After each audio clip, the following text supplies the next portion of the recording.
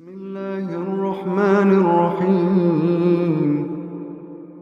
لله ما في السماوات وما في الأرض لله ما في السماوات وما في الأرض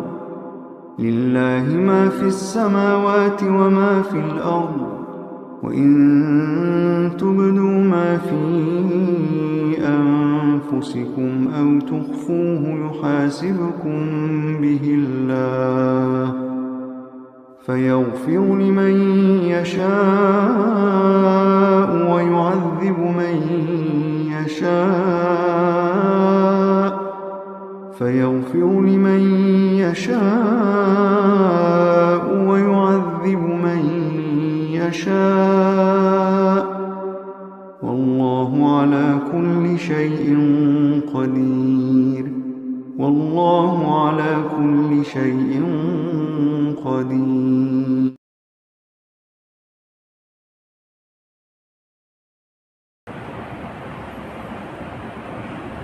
نحمده ونصلي على رسوله الكريم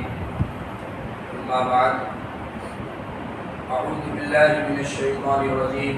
بسم الله الرحمن الرحيم وإذ بوأنا لإبراهيم مكان البيت ألا تشرك بي شيئا وطهر بيتي للطائفين والقائمين وركع السجود وأذن في الناس بالحج يأتوك رجالا وعلى كل ضامر يأتين من كل فج عميق.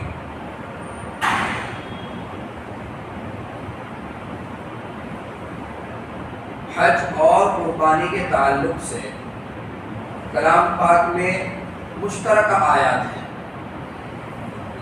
اتفاق سے ایسا ہے کہ جہاں جہاں بھی حج سے متعلق آیتیں ہیں وہی قربانی سے متعلق آیتیں بھی ہیں.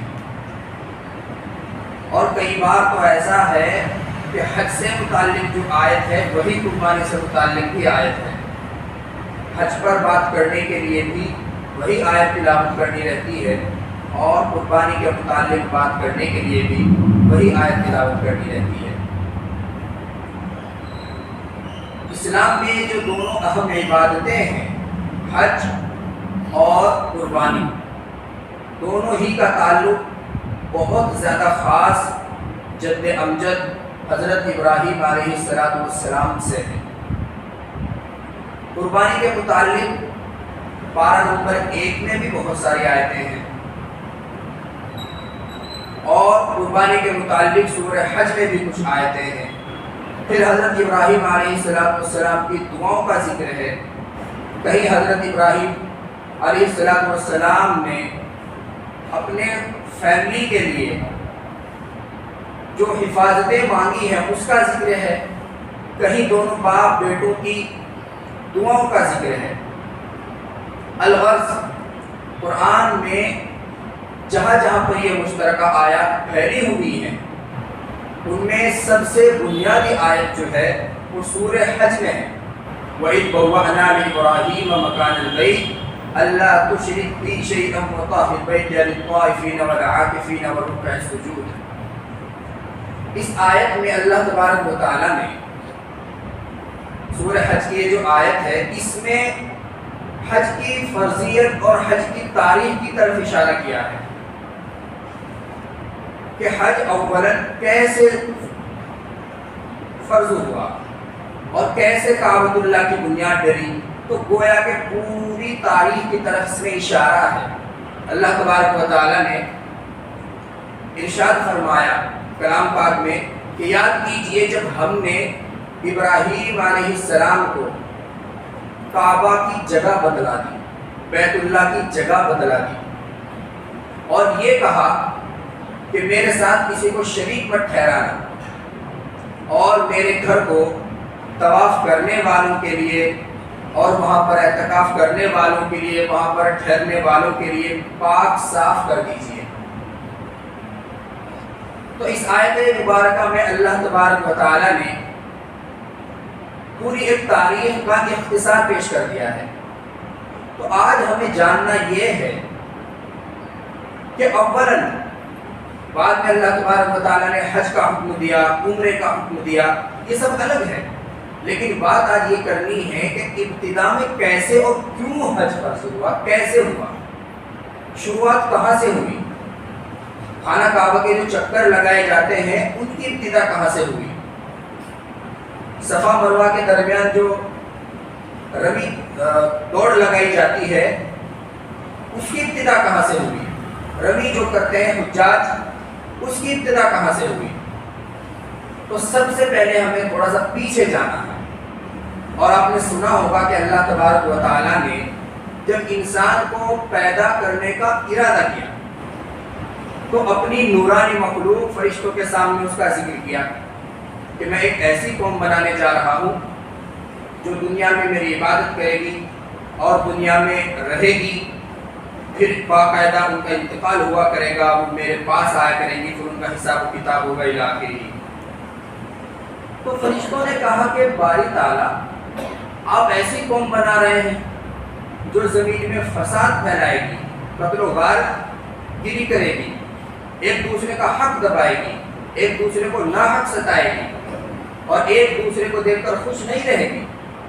تو اللہ تبارک و تعالیٰ نے فرشتوں سے کہا کہ میں جانتا ہوں تم نہیں جانتے، یعنی کہ اللہ تبارک و تعالیٰ کا مقصد یہ تھا کہ بنا تو میں رہا ہوں، جو صانع ہوتا ہے، جو خالق ہوتا ہے، جو کسی چیز کو بناتا ہے اس کی حقیقت، اس کی ریالٹی تو وہی جانتا ہے۔ اب یہ جو آگے بات آ رہی ہے یہ ہمارا مین پوائنٹ ہے۔ تو فرشتوں نے جب اللہ تبارک و تعالیٰ کی طرف سے یہ تنبیہ سنی تو اللہ تبارک و تعالیٰ کی عظمت شان کی وجہ سے انہوں نے عرش الہی کے 3-4 چکر لگائے، گویا کہ عبادت کا ایک طریقہ تھا۔ عرش الہی کے چکر لگائے اور ان کا یہ چکر لگانا اللہ تبارک و تعالیٰ کو اتنا پسند آیا کہ اللہ تبارک و تعالیٰ نے حکم دیا کہ عرش الہی کے نیچے بیت معمور متعین کیا جائے۔ تو اللہ تبارک و تعالیٰ نے اپنی شایان شان عرش الہی کے بالکل نیچے بیت معمور کو بنایا اور فرشتوں کو حکم دیا کہ اس کا طواف کیا کریں، جس کے بارے میں تفسیروں میں، حدیث کی کتابوں میں لکھا ہے اور آتا ہے کہ اس کے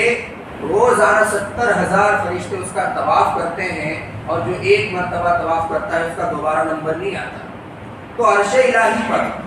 زمین سے باہر کی دنیا پر اللہ تبارک و تعالیٰ نے اعتکاف کی یہ شکل رونما فرمائی تھی، لیکن جب نوع انسانی کو بنانا تھا، جب ابن آدم کو زمین پر بھیجنا تھا تو اللہ تبارک و تعالیٰ کو یہ منظور ہوا کہ یہی عبادت انسان بھی دنیا میں جا کے کرے،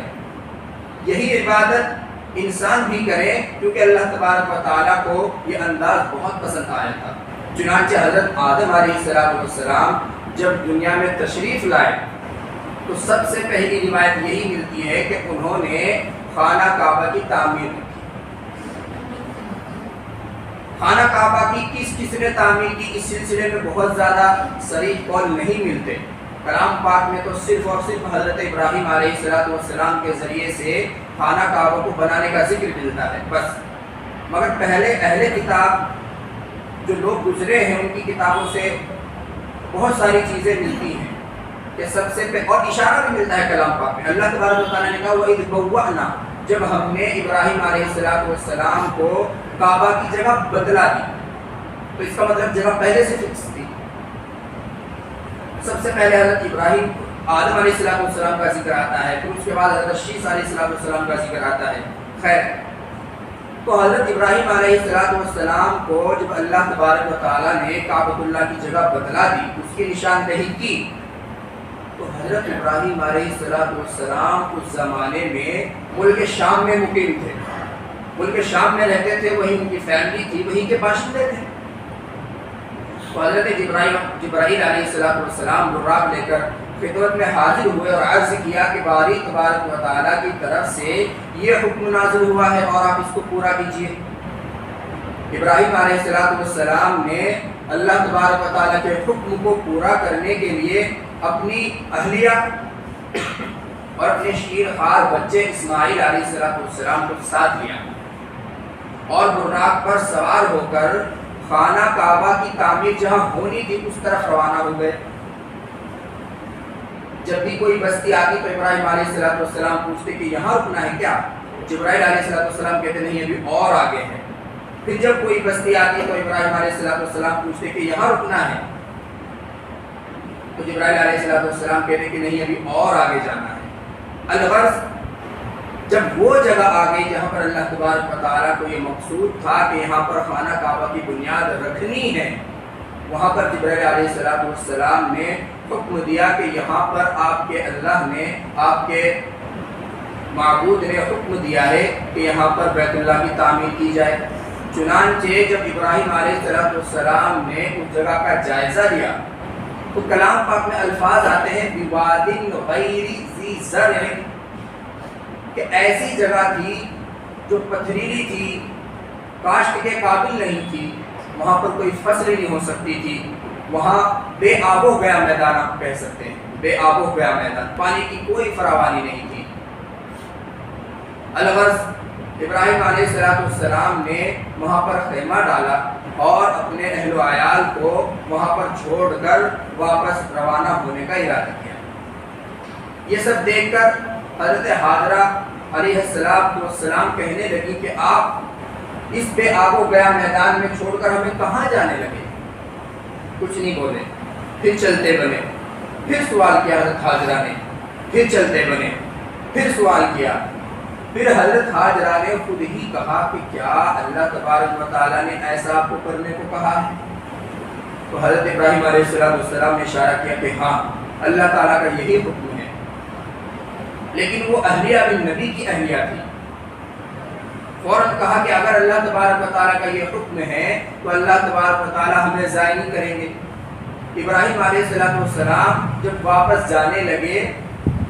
اور گود میں حضرت حاجرہ کی شیر خوار بچہ حضرت اسماعیل علیہ السلام، دودھ پیتا بچہ، اتنی قربانی اللہ تبارک و تعالیٰ نے انبیاء کرام علیہ السلام سے لی ہے، اندازہ نہیں لگایا جا سکتا۔ تو جب آنکھوں سے فیملی اوجھل ہو گئی تو ابراہیم علیہ السلام نے اللہ تبارک و تعالیٰ سے دعا کی۔ وہ پہلے پارے میں اللہ تبارک و تعالیٰ نے بیان کیا، کیا دعا کہ اللہ تبارک و تعالیٰ سے حضرت ابراہیم نے رب اجعل ھذا البلد آمنا، کہ باری تعالیٰ آپ کے حکم کی تعمیل تو میں کر چکا، لیکن اس شہر کو امن کا شہر بنا دے، کیونکہ وہاں پر کوئی بستی نہیں تھی، وہاں بے آب و گیا میدان تھا، ہر طرح کا خوف ہو سکتا تھا، تو امن کی دعا مانگی اور وہ دعا اللہ تبارک و تعالیٰ نے قبول کی کہ آج حرم میں کسی پرندے کا بھی قتل جائز نہیں۔ اور دوسری اللہ تبارک و تعالیٰ سے دعا کی وَجْنُبْنِي وَبَنِيَّ أَن نَّعْبُدَ الْأَصْنَامَ، اور مجھ کو اور میری اولاد کو بت پرستی سے بچا۔ بت پرستی سے بچنے کی بھی اللہ تبارک و تعالیٰ سے حضرت ابراہیم علیہ السلام نے دعا مانگی۔ تو ایک تو دعا یہ ہوئی، دوسرے باری تعالیٰ سے حضرت ابراہیم علیہ السلام نے دعا کی ربنا انی اسکنت من ذریتی بواد غیر ذی زرع عند بیتک المحرم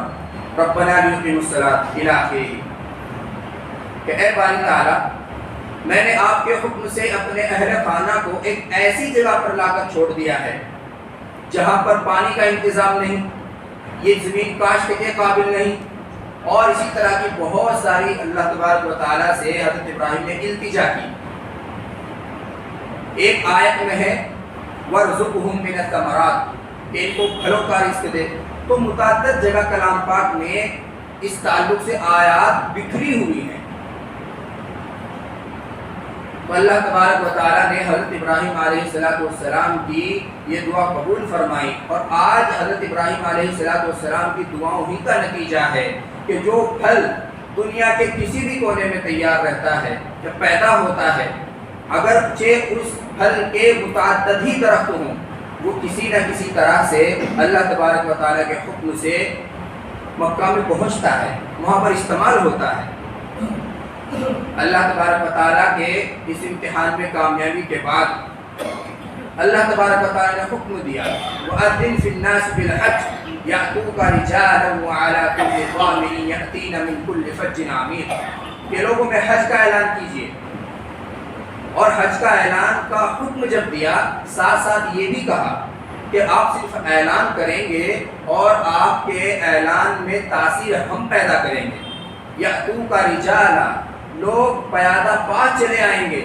اور ہر ایسی اونٹنی پر چلے آئیں گے جو دور دراز کے سفر کی وجہ سے پتلی ہو گئی ہوگی، یعنی بہت زیادہ دور دراز سے لوگ یہاں بیت اللہ کا طواف کرنے، اس کی زیارت کرنے آئیں گے۔ کہا جاتا ہے کہ تمام حجاج جو آج تک مکہ مکرمہ میں حج کرنے کے لیے جاتے ہیں وہ حضرت ابراہیم علیہ السلام کے اسی اعلان کا جواب دینے کے لیے جاتے ہیں جو حضرت ابراہیم نے اللہ کے حکم سے لوگوں میں اعلان کیا تھا۔ اس کے بعد اللہ تبارک و تعالیٰ نے پارہ نمبر 1 میں کچھ آیتیں ذکر کی، وَإِذْ يَرْفَعُ إِبْرَاهِيمُ الْقَوَاعِدَ مِنَ الْبَيْتِ وَإِسْمَاعِيلُ۔ اب ابراہیم علیہ السلام بڑے ہو گئے، پہلے تو شیر خوار بچے تھے لیکن بڑے ہو گئے، اور جب بڑے ہو گئے تو ابراہیم علیہ السلام نے حضرت اسماعیل کی مدد سے خانہ کعبہ کو تعمیر کیا۔ اسی لیے حضرت اللہ تبارک و تعالیٰ نے حضرت اسماعیل کا ذکر اس آیت میں فرمایا ہے، کیونکہ تعمیر کرنے میں اب وہ جوان ہو گئے تھے، وہ برابر کے شریک تھے۔ حضرت ابراہیم علیہ السلام کا حضور صلی اللہ علیہ وسلم سے ایک عجیب سا ہی رشتہ ملتا ہے۔ ویسے تمام انبیاء علیہ السلام پر قربانیاں دینے کو کہا گیا تھا، لیکن حضرت ابراہیم علیہ السلام کی پوری زندگی ایسے لگتی ہے جیسا کہ حضور صلی اللہ علیہ وسلم کی پوری زندگی میں وہی آزمائشیں، وہی قربانیاں، اور اسی لیے حضور صلی اللہ علیہ وسلم نبوت سے پہلے ملت ابراہیم کا اتباع کرتے تھے۔ شیر خوار بچے کو جب چھوڑ کر حضور حضرت ابراہیم علیہ السلام جانے لگے اور چلے گئے تو پانی جو تھا وہ ختم ہو گیا، پانی جو تھا وہ ختم ہو گیا تو حضرت حاجرہ علیہ السلام پانی کی تلاش میں ادھر ادھر دوڑنے لگی، کبھی صفا کی طرف جاتی، کبھی مروہ کی طرف جاتی، پھر بچے کا خیال آتا تو واپس چلی آتی۔ تو اللہ تبارک و تعالیٰ نے پریشانی کے عالم میں ان کی اس دوڑ دھوپ کو اتنا پسند کیا کہ ہر ایک حاجی پر لازم کر دیا کہ صفا مروہ کے درمیان ایسے ہی دوڑیں جیسے حضرت حاجرہ علیہ السلام دوڑی تھی۔ اور پھر اللہ تبارک و تعالیٰ نے غیب سے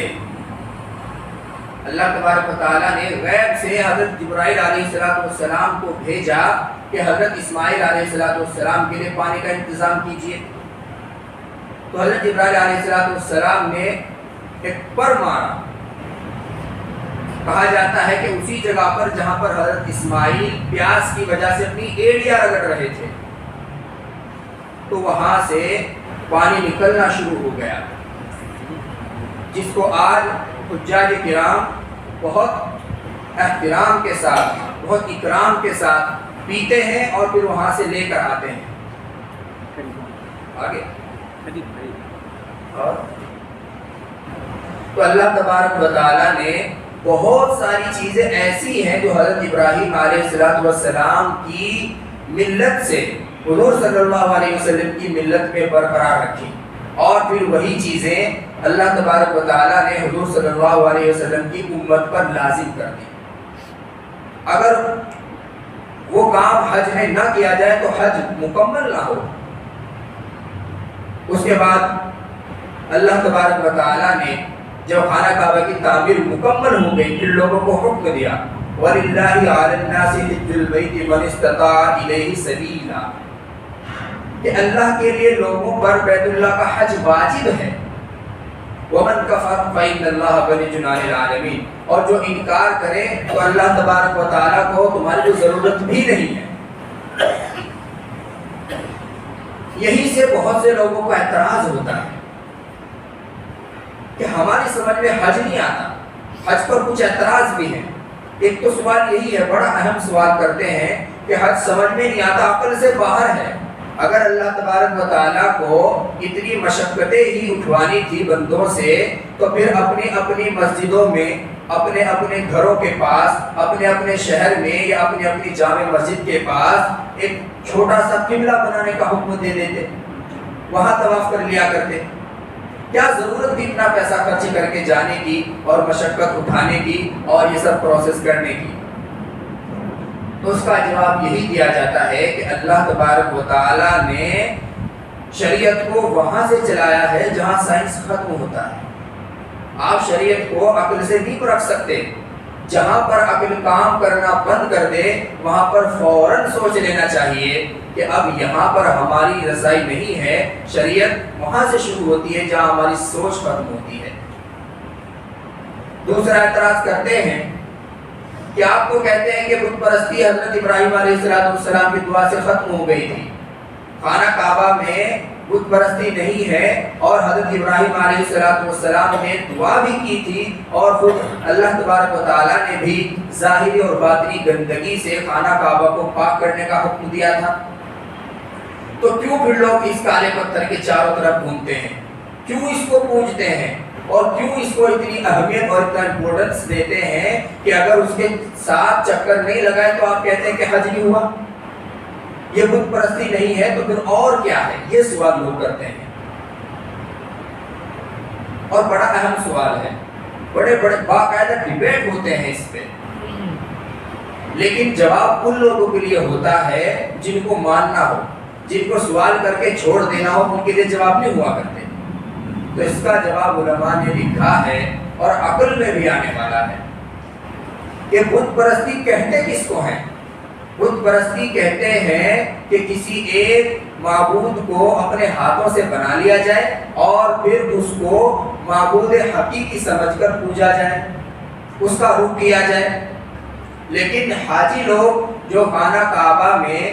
کعبے کا طواف کرتے ہیں اس کالے پتھر کا طواف نہیں کرتے، جیسا کہ سب سے شروع میں بتایا گیا تھا کہ اللہ تبارک و تعالیٰ نے عرش الہی کے نیچے بیت معمور بنایا، پھر بیت معمور کے جسٹ نیچے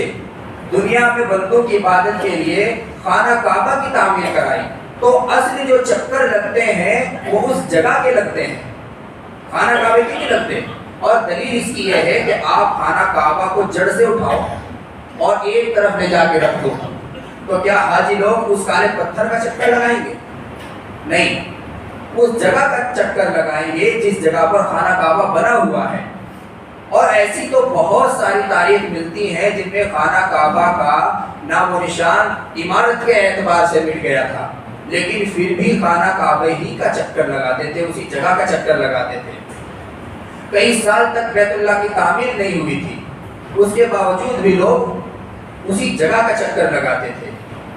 اور کئی زمانے میں انبیاء علیہ السلام سے اللہ تبارک و تعالیٰ نے اصل نو تعمیر کرائی بیت اللہ کی، جب کالا پتھر نہیں تھا، اور کلر کے پتھر تھے، اور کلر کی تعمیریں تھیں۔ تو کیا یہ بت پرستی ہوئی؟ نہیں، اللہ تبارک و تعالیٰ نے جو بیت معمور کے نیچے وہ جگہ بنائی ہے اس جگہ کی اہمیت ہے، اس جگہ کے چکر لگائے جاتے ہیں، کالے پتھر کے چکر نہیں لگائے جاتے۔ لیکن بت پرستی میں کیا رہتا ہے کہ اگر آپ کے سامنے سے وہ عمارت اٹھا لی جائے جس کو آپ نے بنائی ہے، وہ تصویر ہٹا لی جائے جس کو آپ پوج رہے ہیں، اور دوسری طرف اس کو رکھ دیا جائے، تو آپ بھی ادھر کو گھوم کر اس کی عبادت شروع کر دیں گے۔ یہ ہے بت پرستی۔ رخ آپ نے اس چیز کا متعین کیا ہے جس چیز کو آپ نے اپنے ہاتھوں سے بنایا ہے، اور خانہ کعبہ ہمارا ڈائریکشن نہیں ہے۔ خانہ کعبہ وہ جو اینٹوں کا کالا کالا بنا ہوا نظر آتا ہے، اگر خدا نہ خواستہ وہ نہ بھی رہے تب بھی یہ مسجد رحمانیہ اور مسجد رحمانیہ اسی طرف رہے گی۔ ایسا نہیں ہے کہ اب یہ مسجد رحمانی کا رخ بدل جائے گا کہ خانہ کعبہ کی تو تعمیر اب وہاں نہیں رہی ہے، اب اس کو دوسری طرف کر لیجیے، نہیں، اصل جو رخ تھا، اصل جو ڈائریکشن تھی وہ اس جگہ پر تھی۔ اور پھر اگر خانہ کعبہ ہی کو پوجنا رہتا تو کیا خانہ کعبہ کے جیسے چھوٹے چھوٹے ہم اپنی مسجدوں میں نہ بناتے، اپنی مسجدوں کے محراب میں نہ رکھتے؟ کیا ان کو نہ پوجتے اور ان کی کاپی کر کے کیا کسی شہر کے چوراہے پر رکھ کر حاجیوں کی یاد میں اس طرح کا چکر نہ لگایا جاتا؟ لیکن نہیں، ایسا نہیں ہوتا اسلام میں۔ تو اس سے معلوم ہوا کہ خانہ کعبہ کی پوجا نہیں ہے، پوجا اللہ تبارک و تعالیٰ کے اس حکم کی ہے جو اللہ تبارک و تعالیٰ نے حکم دیا تھا۔ اور پھر اگر آپ عقل سے اعتراض کرنا چاہتے ہیں تو عقل سے تو آپ ہر چیز پر اعتراض کر سکتے ہیں، نماز پر بھی اعتراض کر سکتے ہیں کہ اللہ تبارک و تعالیٰ نے نماز کو کیوں بنایا، اگر ایکسرسائز ہی کرانی تھی تو جاتے تو ہیں جن لڑکے، بس وہی کافی تھا، الگ سے نماز کا کیوں حکم دیا؟ قربانی پر بھی یہی اعتراض ہو سکتا تھا کہ بیکار کے جاندار چیزوں کو مارتے ہیں اور ان کی نسلوں کو برباد کرتے ہیں، کیا ضرورت تھی؟ اگر آپ کو اللہ تبارک و تعالیٰ سے اتنی محبت ہے، شریعت سے اتنی محبت ہے، تو کیوں تم کچھ پیسے غریبوں کو نہیں دے دیتے؟ تو اعتراض تو ہر چیز پر ہو سکتا ہے، لیکن سب کا حاصل یہی ہے کہ اللہ تبارک و تعالیٰ کو نہ ہمارے چکر کی ضرورت، اللہ تبارک و تعالیٰ کو نہ ہمارے صدقات کی ضرورت، اللہ تبارک و تعالیٰ کو نہ ہمارے کسی سے صلہ رحمی کی ضرورت۔ یہ سب چیزیں تو صرف اور صرف ہماری آزمائش کے لیے ہیں، جس میں اللہ تبارک و تعالیٰ نے حضرت ابراہیم علیہ السلام کی عبادات کو اور ان کے ارکان کو قابل اقتداء بنایا۔ خیر، اس کے بعد اللہ تبارک و تعالیٰ نے ارشاد فرمایا جب سب چیزیں مکمل ہو گئی، وَلِلَّهِ عَلَى النَّاسِ حِجُّ الْبَيْتِ مَنِ اسْتَطَاعَ إِلَيْهِ سَبِيلًا، کہ جو صاحب ثروت ہو، جو وہاں جا سکتا ہو۔ اللہ تبارک و تعالیٰ نے علی استعمال کیا ہے، علی کسی چیز کو واجب کرنے کے لیے، فرض کرنے کے لیے عربی میں استعمال ہوتا ہے، کہ جو صاحب استطاعت ہو، جو وہاں جا سکتا ہو، تو اس پر وہاں جانا، وہاں کی زیارت کرنا، طواف کرنا اور پورا حج مکمل طریقے سے کرنا واجب ہے۔ اور جب بھی صاحب نصاب ہو اور گھر میں ضرورت کے بقدر خرچ و اخراجات سے الگ اس کے پاس حج میں جانے کا توشہ ہو، تو حج اسی سال فرض ہو جاتا ہے۔ لیکن افسوس ہے بہت سے صاحب نصاب تو چھوڑو، کروڑوں اور اربوں کے مالک ہیں، لیکن وہاں جانے کا ارادہ تو دور کی بات، خیال تک ان کے دل میں نہیں گزرتا۔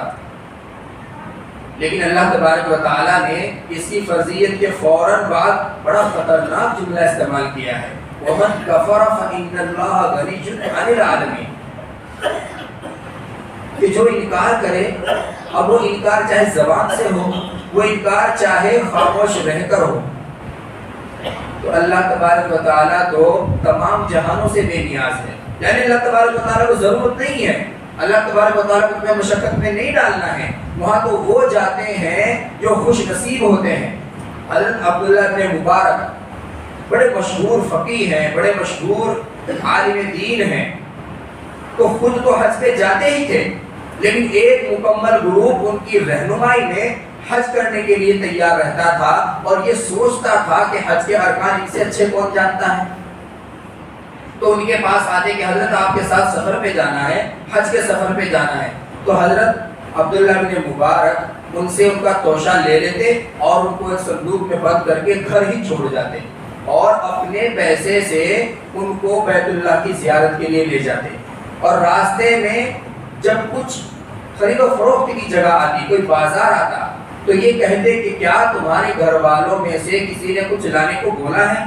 کسی نے کپڑے کی فرمائش کی ہے، کسی نے کسی اور چیز کی فرمائش کی ہے؟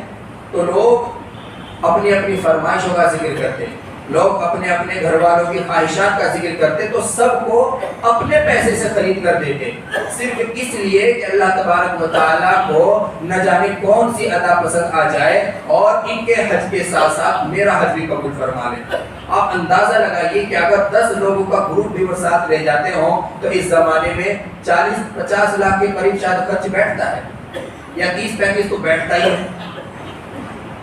تو اللہ تبارک و تعالیٰ کو اپنے گھر جس کو بلانا ہو تو سمجھو وہ انسان عزیز ہے، اللہ تبارک و تعالیٰ کا محبوب ہے، اگر وہاں جانے سے کوئی بچ رہا ہے اور یہ سوچ رہا ہے کہ میں ہوشیار ہوں اور میں اپنے پیسے کو کیوں ضائع کروں، جب وقت ہوگا چلے جائیں گے، ابھی تو ڈاڑی کے سب بال کالے ہیں، تو یہ غلط فہمی ہے، نہ تو اس عمر کا بھروسہ اور نہ تمہارے مال و دولت کا بھروسہ۔ حضرت امام ابو یوسف رحمۃ اللہ علیہ فرماتے ہیں المال غاد وراحل، مال تو آنے جانے والی چیز ہے، کچھ نہیں پتا کہ کوئی انسان کتنی دیر میں کنگال ہو جائے اور کتنی دیر میں مالا مال ہو جائے۔ تو اللہ تبارک و تعالیٰ نے اگر وسعت دی ہے تو جلد از جلد وہاں جانے کے لیے کوشاں ہونا چاہیے اور اللہ تبارک و تعالیٰ سے دعائیں کرنی چاہیے۔ دوسری جگہ پر اللہ تبارک و تعالیٰ نے ارشاد فرمایا کہ حج جو ہے صرف اور صرف اللہ کے لیے ہے، للہ کا لفظ جو آیت میں آیا ہے، اللہ کے لیے ہے، کسی کے لیے حاجی کہلوانے کے لیے نہیں۔ ایسا نہیں کہ آپ حج کو جا رہے ہو تو پورے گاؤں کو پہلے دعوت کرو کہ نہیں میں حج میں جا رہا ہوں۔ آج میرے ٹریڈیشنل بن چکا ہے تاکہ لوگ مجھے حاجی کہیں اور اپنے آپ کو حاجی کہلوانے کے لیے حاجی بولتے ہیں، اپنے واقعات بتاتے ہیں کہ میں وہاں گیا، وہ صاحب مجھے کہنے لگے کہ حاجی جی بیٹھ جاؤ، وہ صاحب مجھے کہنے لگے کہ حاجی جی پانی لیں گے، اپنے ہی منہ سے اپنے کو حاجی کہلوانا چاہتا ہے۔ تو ایسے ہی ہونا چاہیے۔ علی الناس حج البیت من استطاع الیہ سبیلا، جو اللہ تبارک و تعالیٰ نے کہا ہے وہ صرف اپنے لیے، اور اللہ معاف کرے جس کو ہدایت نہیں وہ کعبے کے اندر بھی جا کے نہیں۔ کچھ ساتھی کچھ احباب عمرے پہ جاتے ہیں تو اتنا وہ لوٹ کر نہیں آتے، 400-500 ان کے فوٹو اور ویڈیوز اسٹیٹس پہ تو ہم دیکھتے ہیں، طواف کر رہے ہیں اور نظریں ایسی ہیں ویڈیو کی طرف، ارے بھائی تم کیا کر رہے ہو؟ آپ کے اعزاء و اقارب میں بھی اگر کوئی ایسے ہو تو فوراً آپ ان کو کمنٹ کیجئے کہ یہ سب حرکتیں مت کرو، جو کام وہاں ہو سکتا ہے اس کو صرف وہاں کرو۔ ہاں چلتے وقت جب آپ کے ارکان پورے ہو جائیں، جب آپ فارغ ہو جائیں، مکمل طریقے سے آپ نپٹ جائیں، اس کے بعد آپ یادگار کے طور پر مسجد نبوی کی مدینہ میں، اسی طرح خانہ کعبے کی حرم کی تصویر لے سکتے ہیں، اس میں کوئی حرج نہیں، لیکن جگہ جگہ کی تصویر لینا، اس کو اپلوڈ کرنا، باقاعدہ پورے طواف کی ویڈیو، تو یہ سب کی سب کیا ہے؟ اللہ تبارک و تعالیٰ کو ایسے لوگوں کا نہ تو حج کی ضرورت ہے نہ عمرے کی ضرورت ہے۔ خیر متعینہ طور پر یہ ثابت ہو گیا کہ حج کیسے شروع ہوا، کہاں سے شروع ہوا، کیوں لوگ صفا مروہ کے درمیان سعی کرتے ہیں، اور کیوں لوگ وہاں جا کر خانہ کعبہ کا طواف کرتے ہیں، اور کیسے کیسے خانہ کعبہ کی ابتدا ہوئی، کب سے ہوئی، کتنی بار ہوئی۔ اب رہ جاتے ہیں حج کے مسائل۔ تو حج کے مسائل کے بارے میں تو مشہور ہے کہ اتنا تک آپ پریکٹیکلی حج نہیں کر لیں گے تو آپ کو مسائل سمجھ میں آئیں گے ہی نہیں۔